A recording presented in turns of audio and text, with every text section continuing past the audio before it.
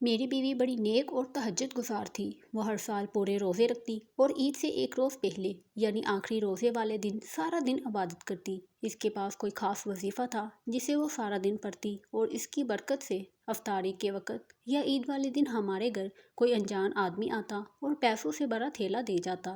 اس تھیلے میں اتنے پیسے ہوتے کہ میں نے اپنا ایک مکان بھی خرید لیا اور پورے سال کا گھر کا راشن بھی خرید لیتا۔ اس سال ماہ رمضان آیا تو میں نے سوچ لیا تھا کہ میں ان پیسوں سے سب سے پہلے ایک گاڑی خریدوں گا، مگر 30ویں روزے والے دن میری بیوی اچانک بیمار ہو گئی۔ اس میں اتنی ہمت نہیں تھی کہ وہ سارا دن بیٹھ کر وظیفہ کر سکے، اس لیے میں خود ہی بیوی کی چادر اوڑھ کر وظیفہ کرنے بیٹھ گیا۔ مگر جیسے ہی مغرب کی اذان ہوئی میرے تو جسم سے جان نکل گئی، کیونکہ اسی وقت ایک انجان آدمی، میرا نام شکیل ہے، میں ایک پولیس آفیسر کا ڈرائیور تھا، وہ عمر میں 50 کے لگ بھگ تھے، لیکن میری ڈیوٹی بس شام تک کی تھی۔ لیکن آج ایس ایچ او نعمان کی بیوی کی طبیعت اچانک سے خراب ہونے کے باعث مجھے ان کے ساتھ ہسپتال جانا پڑا۔ واپسی میں مجھے 1 بج گیا، اس لیے سر نے کہا میں ان کی گاڑی اپنے ساتھ لے جاؤں۔ میرا گھر وہاں سے کافی دور تھا، اس لیے سر کی آفر مجھے معقول ہی لگی۔ میرے گھر والے گاؤں میں رہائش پذیر تھے، میں اکیلا ہی شہر میں رہتا تھا۔ اس وقت روڈ پر ٹریفک نہ ہونے کے برابر تھی، اس لیے میں نے گاڑی کی سپیڈ بھی تیز کر رکھی۔ میں اپنے دن بھر کی ڈیوٹی سے تھکا ہوا تھا، اس لیے کوشش یہی تھی جلد سے جلد یہ سفر طے کروں، لیکن سامنے ایک لڑکی ہاتھ ہلا کر میری گاڑی روکنے کا اشارہ کر رہی تھی۔ اس وقت میری گاڑی کے علاوہ دور دور تک کوئی ٹریفک نہیں تھی، لیکن جیسے ہی میں اس لڑکی کے پاس پہنچنے والا تھا مجھے گاڑی کو زوردار بریک لگانا پڑی، کیونکہ وہ لڑکی میری گاڑی کے سامنے آ گئی تھی۔ میں نے دل بڑا کر کے دروازہ کھولا، وہ بری طرح سے گھبرائی ہوئی تھی۔ خدا کے لیے میری مدد کریں، وہ لوگ مجھے مار ڈالیں گے۔ بار بار وہ سڑک کی دوسری طرف دیکھ رہی تھی۔ وہ لڑکی اب رونے لگی تھی۔ دیکھیں، مجھے کچھ دور تک گاڑی میں لفٹ دے دیں، میں تھوڑا آگے جا کر گاڑی سے اتر جاؤں گی، لیکن اس وقت میری جان خطرے میں ہے۔ میں اس کی بدحواسی دیکھ کر کچھ بھی سوچ نہیں پا رہا تھا، اس لیے اسے گاڑی میں بیٹھنے کا کہہ دیا۔ وہ گاڑی کا پچھلا دروازہ کھول کر بیٹھ گئی۔ اس سے پہلے میں اس سے کوئی سوال کرتا اس کی سسکیاں شروع ہو چکی تھیں۔ لڑکی خوبصورت تھی، کم عمر بھی تھی۔ میں نے اپنی برابر والی سیٹ سے پانی والی بوتل اٹھا کر اسے پکڑا دی۔ کانپتے ہاتھوں سے اس نے وہ بوتل پکڑی اور پانی پینے لگی۔ میں اسے فرنٹ شیشے سے پیچھے دیکھ رہا تھا، وہ ایک ہی گھونٹ میں کافی پانی پی چکی تھی۔ پانی پینے کے بعد وہ خاموشی سے بیٹھ گئی۔ جب میں نے اسے کچھ پرسکون دیکھا تو سوال کیا، کون ہو تم اور تمہارا پیچھا کون کر رہا تھا؟ میرے سوال پر وہ کہنے لگی، میں ایک یتیم بے سہارا لڑکی ہوں، والدہ تو میرے بچپن میں انتقال کر گئی تھی، والد شرابی اور جواری ہیں۔ پہلے پہل ماں کا زیور بیچ بیچ کر اپنا شوق پورا کرتے رہے، بعد میں گھر کی چیزیں بیچنے لگے۔ مجھے بھی میرے ماموں کے گھر چھوڑ آئے، ماموں بھی غربت کے شکار تھے، بس 2 وقت کی روٹی کے علاوہ دینی تعلیم سے ہی مجھے آراستہ کر سکے۔ میں نے قرآن پڑھا اور بچوں کو پڑھانے لگی۔ بہت سے لوگ مجھے کچھ ہدیہ دے جاتے تھے جو میرے کام آ جاتا، لیکن کچھ دن پہلے مجھے ابا جی آ کر زبردستی اپنے ساتھ لے گئے اور میرے نکاح کا شور مچا دیا۔ میں پریشان سی ہو گئی کہ نہ جانے کس سے میری شادی کرنے لگے ہیں۔ رات کو میں نے ابا کو کسی سے فون پر بات کرتے سنا کہ وہ مجھے جوئے میں ہار گئے ہیں اور جس سے میرا زبردستی نکاح کروانا چاہتے ہیں وہ اچھا آدمی نہیں ہے، بدمعاش ہے، مجھے آگے بیچ دے گا۔ اس لیے میں منہ اندھیرے ہی نکل آئی۔ میرا کوئی یہاں رشتہ دار بھی نہیں رہتا جس کے گھر میں چلی جاتی۔ میں نے اس کا اگلا لائحہ عمل پوچھا کہ اب آپ کہاں جائیں گی؟ وہ روتے ہوئے کہنے لگی، قسمت جہاں لے جائے گی وہاں چلی جاؤں گی۔ مجھے قرآن مجید پڑھانا آتا ہے، میں کسی کے گھر ملازمت پر لگ جاؤں گی، بس آپ مجھے آبادی کے شروع میں ہی اتار دیں۔ اس کی بات سن کر مجھے اس سے ہمدردی ہونے لگی تھی۔ رات کے اس پہر تم کہاں جاؤ گی؟ تم ایسا کرو، میرے گھر چلو، رات وہیں پر گزار لو، پھر صبح جہاں چاہو چلی جانا، میں تمہاری پیسوں سے بھی مدد بھی کروں گا۔ میں نے اکھلا کر یہ بات کہی تھی، لیکن وہ میری بات کو سمجھ نہ پائی اور میری بات کو دوسرے معنوں میں لے گئی۔ دیکھیے، میں ایسی ویسی لڑکی نہیں ہوں، مجھے یہیں اتار دیں۔ میں نے اسے کہا کہ میں بھی شریف انسان ہی ہوں، میرا کوئی ایسا ویسا ارادہ نہیں ہے، لیکن اگر تم اس پہر کہیں بھی جاؤ گی تو ضرور کسی نہ کسی کے ہاتھوں اپنی عزت گنوا بیٹھو گی، میں تمہیں کچھ نہیں کہوں گا۔ وہ پھر سے رونے لگی۔ میں نے مزید اسے کچھ نہیں کہا اور اپنے گھر لے آیا، اسے اپنے کمرے میں بیچ کر خود صحن میں سو گیا۔ اگلی صبح وہ لڑکی ناشتہ کرتے ہی چلی گئی، میں بھی اپنی ڈیوٹی پر چلا گیا۔ شام کو واپس آیا تو گھر کا نقشہ بدلا ہوا تھا، پورا گھر صاف تھا، گھر میں سے کسی کی آواز بھی آ رہی تھی۔ جیسے گھر میں کوئی موجود ہو۔ کچن گھر کے بالکل آخری کونے میں تھا۔ جب میں وہاں پہنچا تو وہ لڑکی کھانا بنا رہی تھی۔ مجھے حیرت ہوئی کہ یہ گھر کے اندر کیسے داخل ہوئی، دروازہ تو لاک تھا۔ میں نے اس سے پوچھا کہ تم تو صبح چلی گئی تھی، واپس کیوں آئی اور دروازہ تو لاک تھا؟ وہ مجھ سے نظریں چرا کر بولی، جب میں روڈ پر پہنچی تو 2 آدمی مجھے گھور گھور کر دیکھ رہے تھے، میں ڈر گئی اس لیے واپس آ گئی۔ میں نے پوچھا، دروازہ تو لاک تھا، تم اندر کیسے آئی؟ وہ بولی کہ دروازہ پھلانگ کر۔ اس کی بات سن کر میں نے حیرت سے اسے دیکھا۔ میری حیرت دیکھ کر وہ بولی، اپنے گھر سے بھی ایسے ہی دیوار پھلانگ کر باہر نکلی تھی۔ بچپن میں بھی گاؤں میں چھتیں بہت پھلانگی تھیں، اس لیے مجھے پریکٹس ہے۔ میرے ذہن میں اٹھنے والے خدشے کا اس نے برجستہ جواب دیا۔ میں نے کھانا کھایا تو اس کے ہاتھ کا ذائقہ لاجواب تھا۔ میں کھانے کے بعد صحن میں اپنی چارپائی بچھاتے ہوئے یہ سوچنے لگا، یوں تو میں اس لڑکی کے ساتھ ایک گھر میں نہیں رہ سکتا۔ خوبصورت ہونے کے ساتھ ساتھ وہ سلیقہ مند بھی تھی۔ میں چارپائی پر لیٹنے لگا تو وہ میرے لیے چائے بنا کر لے آئی۔ اس لڑکی نے چادر میں اپنا وجود بالکل چھپا رکھا تھا، شریف اتوار کی لگ رہی تھی۔ صبح تک میں اس نتیجے پر پہنچا کہ لڑکی شریف ہے، نکاح کر لینے میں کوئی حرج نہیں ہے۔ صبح فجر کے بعد اس کی تلاوت قرآن پاک سن کر میرا دل چاہا کہ میں اس کی تلاوت سنتا رہوں۔ وہ بڑی خوش الحانی سے پڑھ رہی تھی۔ جب صبح ناشتے کے دوران میں نے اسے اپنے خیالات سے آگاہ کیا تو وہ رونے لگی، کہنے لگی، یہ تو میرا اس پر احسان ہوگا، ورنہ ایک بے سہارا لڑکی کا عزت کے ساتھ اکیلا رہنا تو بڑا ہی مشکل ہے۔ بہرحال وہ رضامند ہو گئی اور میں بھی مطمئن ہو گیا، کیونکہ میرا بھی آگے اور پیچھے کوئی نہ تھا۔ میں گاؤں سے یہاں آیا تھا۔ شام کو میں نے اس لڑکی سے نکاح کر لیا۔ اس لڑکی کا نام آمنہ تھا۔ آمنہ بہت اچھی بیوی ثابت ہوئی تھی، 5 وقتہ نمازی اور تہجد گزار تھی۔ اسے پا کر تو مجھے لگا جیسے میری زندگی اب مکمل ہو چکی ہے، بس اپنی تنخواہ اب کم لگنے لگی تھی۔ لیکن آمنہ نے کبھی شکایت نہیں کی تھی۔ مجھے سمجھ نہیں آتا تھا کہ وہ اتنی کم تنخواہ میں گزارا کیسے کر لیتی ہے۔ کھانے میں وہ ہمیشہ میرے سامنے اچھی چیزیں ہی رکھتی۔ میں روز ہی کھانے میں کبھی قیمہ کبھی گوشت دیکھ کر حیران ہوتا۔ میں نے آمنہ سے پوچھا کہ تم اتنی کم تنخواہ میں یہ سب کیسے بنا لیتی ہو؟ وہ پہلے تو مسکرائی، پھر کہنے لگی، اس کا اللہ پر کامل یقین ہے۔ وہ جب بھی اللہ کے حضور مدد طلب کرتی ہے، کہیں سے اس کی مدد ہو جاتی ہے۔ کبھی جائے نماز کے پیچھے سے اسے پیسے مل جاتے ہیں تو کبھی قرآن کے نیچے سے پیسے مل جاتے ہیں۔ پہلی بار مجھے اس کی بات نہ جانے کیوں جھوٹی لگی، لیکن میرا یقین اس وقت پختہ ہو گیا جب شادی کے 1 ماہ بعد ہی رمضان المبارک کا رحمتوں کا مہینہ شروع ہوا۔ میرے باس مجھے عصر کے بعد چھٹی دے دیتے، لیکن گھر پہنچتے پہنچتے مجھے مغرب ہو ہی جاتی۔ افطاری مجھے راستے میں کرنا پڑتی۔ جب میں پہلے روزے مغرب پڑھ کر گھر لوٹا تو صحن میں کئی قسم کے لوازمات مجھے افطاری میں نظر آئے۔ آمنہ سب کچھ ویسے ہی دسترخواں پر رکھے ہوئے نماز میں مشغول تھی۔ نماز پڑھنے کے بعد اس نے کوئی وظیفہ پڑھا اور پھر اپنے ہاتھوں کو پھونک مار کر اپنے چہرے پر پھیرنے لگی، پھر مجھ پر پھونکنے لگی۔ اس نے جائے نماز کے نیچے سے پیسے نکال کر مجھے پکڑا دیے۔ 5000 کے کئی نوٹ تھے۔ میں کبھی حیرت سے اسے دیکھ رہا تھا، کبھی ان نوٹوں کو۔ آمنہ مسکرانے لگی، کہنے لگی، یہ پیسے رکھ لیں، میں نے افطاری میں کچھ نہیں بنایا ہے، یہ مہینہ میں عبادت میں گزارتی ہوں۔ یہ سب کھانے کا سامان تو کوئی اللہ کا نیک بندہ مجھے دے گیا ہے، اور یہ پیسے بھی۔ میں ان پیسوں کا کیا کروں گی؟ شکیل آپ رکھ لیں۔ اگر میں یہ سب چیزیں اور پیسے اپنی آنکھوں سے نہ دیکھتا تو ضرور جھوٹ سمجھتا۔ میرے دل میں آمنہ کی محبت اس قدر بڑھنے لگی، گھر میں آسائشیں آنے لگی تھیں۔ میرے صاحب نے میری تنخواہ بھی بڑھا دی تھی۔ میرے لیے آمنہ بہت ہی خوش نصیب ثابت ہوئی تھی۔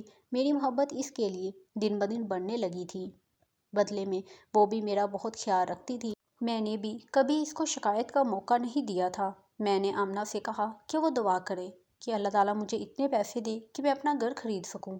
آمنہ بولی، میں آخری روزے والے دن سارا دن وظیفہ کروں گی، پھر تم دیکھنا ہماری یہ مشکل بھی اللہ تعالیٰ آسان کر دے گا۔ اور اسی طرح جب آمنہ نے آخری روزے والے دن وظیفہ کیا تو مغرب کی اذان کے وقت ہمارے گھر کے صحن میں کوئی آدمی پیسوں سے بڑا بیگ پھینک گیا۔ جب میں نے بیگ کھول کر دیکھا تو 35 لاکھ تھے۔ جس گھر میں ہم رہ رہے تھے اس کی قیمت اتنی ہی تھی۔ میرا یقین آمنہ کی دعاؤں پر پختہ ہونے لگا۔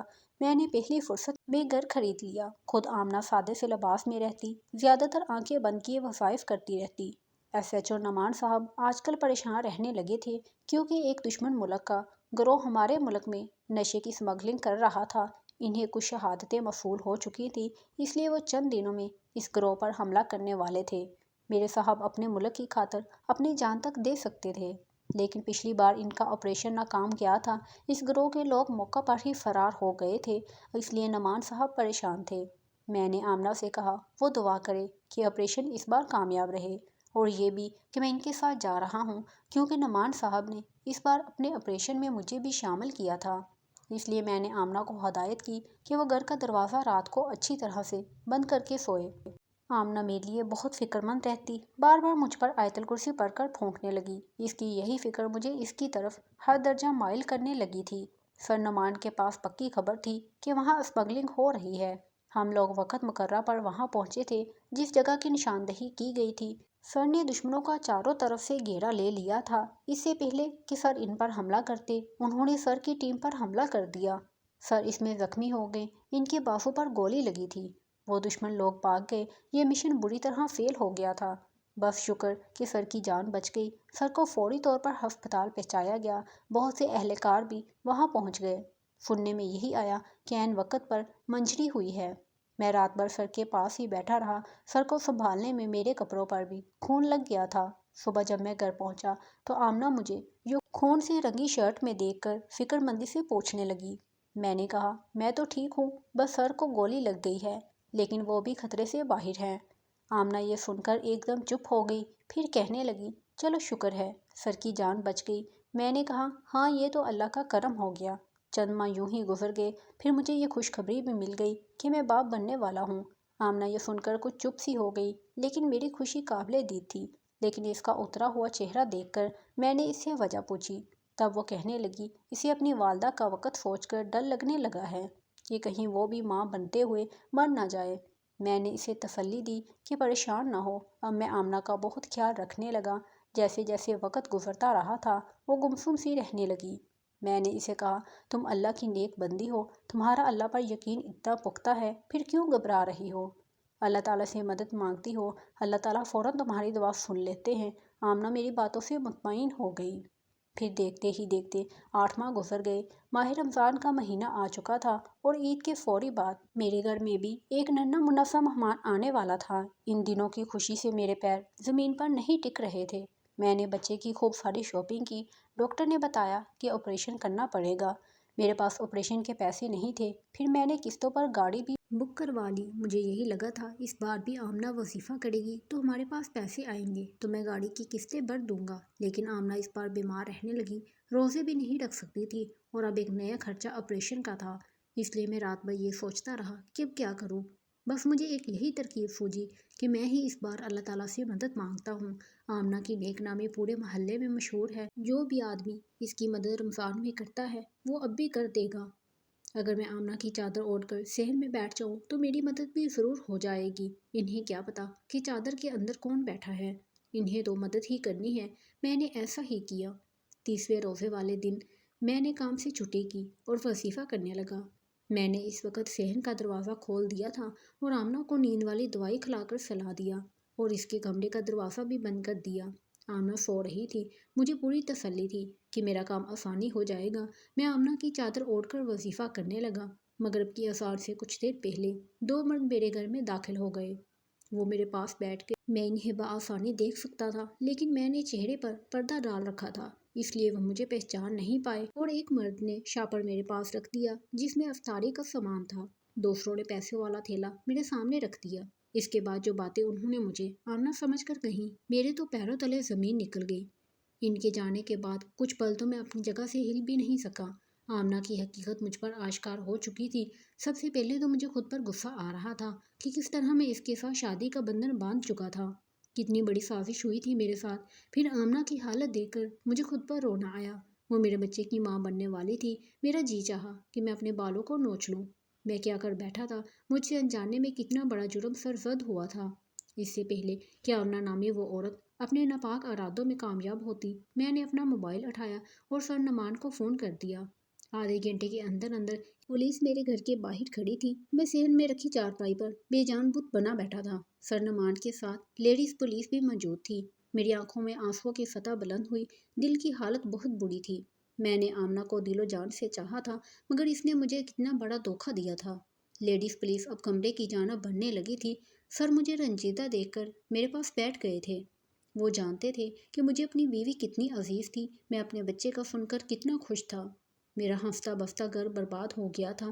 میرے کاندھے پر نعمان سر نے ہاتھ رکھ کر کہا کہ شکیل، تم نے بہت بڑا دل کیا ہے، تم نے ثابت کر دیا کہ ملک کے لیے تم کتنے سچے جذبات رکھتے ہو۔ کمرے سے اب آمنہ کی آوازیں آ رہی تھی، وہ باہر آنے کو تیار نہیں تھی، بار بار کہہ رہی تھی میرا کیا قصور ہے، میں آپ لوگوں کے ساتھ کیوں جاؤں۔ جب اسے باہر لایا گیا تو میں نے اپنا رخ بدل لیا، میں اس کا چہرہ بھی دیکھنا نہیں چاہتا تھا۔ یہ وہی چہرہ تھا جس کے چہرے کو کئی بار اپنے ہاتھوں میں لیے میں بڑی محبت اور الفت کے جذبات سے دیکھا کرتا تھا۔ وہ مجھے دیکھ کر پکار رہی تھی، کہہ رہی تھی کہ شکیل، تم کیوں چپ ہو، بولتے کیوں نہیں ہو کہ میں تمہاری بیوی ہوں، یہ مجھے کیوں اپنے ساتھ لے جا رہے ہیں۔ اس کی آوازیں میرے کانوں میں گونجتی رہیں، لیکن میں نے پلٹ کر ایک بار بھی نہیں دیکھا۔ اگر دیکھ لیتا تو شاید اپنی بات پر قائم نہیں رہ سکتا تھا۔ وہ چلا رہی تھی، مجھے مدد کے لیے پکار رہی تھی، ایک مرد ہوتے ہوئے بھی اس وقت میری آنکھوں میں آنسو ٹوٹ ٹوٹ کر بہہ رہے تھے۔ سر نعمان جانے کے لیے کھڑے ہوئے تو میں نے ان کا ہاتھ تھام لیا۔ میری نظروں میں التجا تھی، منت تھی۔ میں بڑے دھیمے سے لہجے میں بولا، سر وہ ماں بننے والی ہے، اس پر ہاتھ مت اٹھائیے گا، وہ غیر مذہب کی صحیح مگر ہمارا اسلام اس بات کی اجازت نہیں دیتا اس حال میں کمزور عورت پر سختی کی جائے۔ میں لاکھ چھپانے پر بھی اپنی اندرونی سسکیوں کو روک نہیں پایا تھا۔ دل اندر سے ماتم کر رہا تھا کیونکہ اس کی بھی محبت کا جنازہ اٹھ چکا تھا۔ سر نعمان نے میرے کاندھے پر ہاتھ رکھا اور مجھے تسلی دیتے ہوئے کہا کہ تم بے فکر رہو، اس کا خیال رکھا جائے گا۔ سر مجھے میرا بچہ دے دیجیے گا، بمشکل میں نے یہ کہا تھا، پھر خود کو روک نہیں پایا، اٹھ کر اپنے کمرے میں چلا گیا۔ نہ جانے کیوں میں اس وقت پھوٹ پھوٹ کر رو رہا تھا۔ کیوں کیا تم نے میرے ساتھ ایسے؟ میں نے تمہارا کیا بگاڑا تھا؟ کیسے تمہارا دل اس بات پر آمادہ ہوا کہ تم اپنے ملک کی خاطر اس طرح سے مجھے دھوکہ دو گی؟ تم نے بہت برا وار کیا، اللہ تعالیٰ کا کلام تم نے سیکھ کر مجھے ایمان کے نام پر دھوکہ دیا ہے، ورنہ شاید میں تم پر بھروسہ نہ کرتا۔ مجھے وہ سب باتیں یاد آنے لگی، وہ کیسے بار بار مجھ سے پوچھتی تھی کہ آج تمہارے سر نے کہاں آپریشن کرنے جانا ہے، تم کب تک گھر لوٹو گے، تمہارا سر بچ گیا یا مر گیا۔ مجھے لگا میری بیوی کو میری پرواہ ہے، لیکن نہیں، اس نے ہر بار سر نعمان پر حملہ کروانا تھا، کیونکہ میری بیوی آمنہ ہمارے دشمن ملک کی ایجنٹ تھی، اس نے صرف اپنے مقصد کے لیے مجھ سے شادی کی تھی۔ وہ مجھ سے پل پل کی رپورٹ لے کر آگے اپنے گروہ تک پہنچاتی تھی۔ ان کا مقصد سر نعمان کو مروانا تھا، ہر بار وہ ان کے وار سے بچ جاتے تھے۔ ابھی جو شخص افطاری اور رقم دینے آئے تھے وہ ایک زہر کی پڑیا دے کر گئے تھے، اور انہوں نے کہا تھا کہ میں کسی بھی طرح یہ پڑیا سر نعمان کے کھانے میں ملا دوں، کیونکہ اکثر میں آمنہ کے کھانے کی تعریف سر سے کر دیا کرتا تھا اور انہیں اپنے گھر دعوت پر بھی بلاتا تھا۔ تب سر نے مجھے کہا تھا کہ وہ کسی دن کھانا کھانے کے لیے ہمارے گھر ضرور آئیں گے۔ وہ مجھ سے اپنے بیٹے کی طرح پیار کرتے تھے، ان کا ہم سب کے ساتھ رویہ ایک شفیق باپ کی طرح تھا، اور ہم بھی ان کی خاطر جان ہتھیلی پر رکھتے تھے۔ شاید اگلا پلان سر نعمان کے خلاف میرے گھر سے بنتا، انہیں زہر والا کھانا یہیں سے کھلایا جاتا۔ اگر انہیں کچھ ہو جاتا تو میں بری طرح پھنس جاتا۔ آمنہ نے مجھ سے اپنے ملک کی خاطر دکھاوے کی محبت کی تھی، وہ مجھے پھنسانے کا پلان بنا چکی تھی، میں پھانسی بھی چڑھ جاتا تو اس کی آنکھ سے آنسو نہ بہتا۔ سر نعمان نے کارروائی کی تو پتہ چلا اس کا نام آمنہ نہیں ہے، وہ اسی دشمن گروہ کی ساتھی تھی، اور اگلے چند دن میں ایک آپریشن غیر ملکیوں کے خلاف پھر سے ہوا۔ اس بار سر نعمان کو فتح ملی، جب میرا بیٹا پیدا ہوا تو اسے میری گود میں ڈال دیا گیا۔ سر نعمان نے مجھے کہا میں چاہوں تو اپنی بیوی سے آخری بار مل سکتا ہوں، کیونکہ عدالت نے اسے موت کی سزا دی ہے، لیکن میں نے انہیں منع کر دیا، میں اس کی شکل دیکھنا نہیں چاہتا تھا۔ میں نے اپنے بیٹے کو سینے سے لگا لیا، اس کے کان میں اذان دی، اس کا نام محمد قاسم رکھا۔ آج میرا بیٹا 10 سال کا ہو گیا ہے۔ سر نعمان نے میری اپنی پسند سے دوسری شادی کروا دی تھی۔ آج میں اپنے بیٹے اور اپنی دوسری بیوی نازیہ کے ساتھ ایک نئی زندگی جی رہا ہوں۔